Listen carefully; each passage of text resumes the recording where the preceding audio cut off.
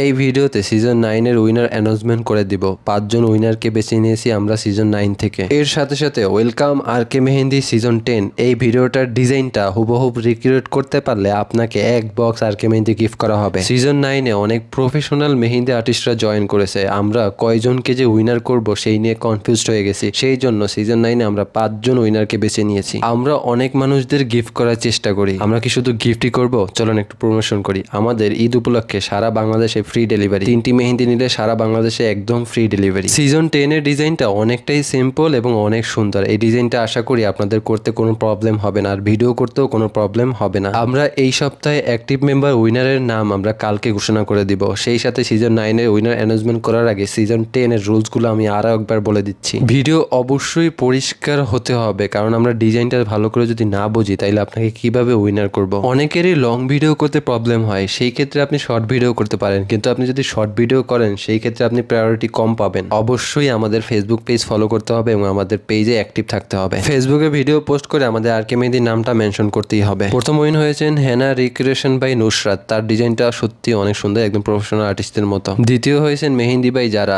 আমি আগেই বলছি আমাদের সিজন 9 এর ডিজাইনার গুলো অনেক সুন্দর ডিজাইন করে। তৃতীয় হয়েছে জেএস হেনা। ভাই নামটা ঠিক করেন, অনেক সুন্দর ডিজাইন হয়েছে। চতুর্থ হয়েছে হেনা বাই মিমি। এই আপুটার ডিজাইনটা অনেক সুন্দর হয়েছে এবং সত্যি বলতে অনেক সুন্দর হয়েছে।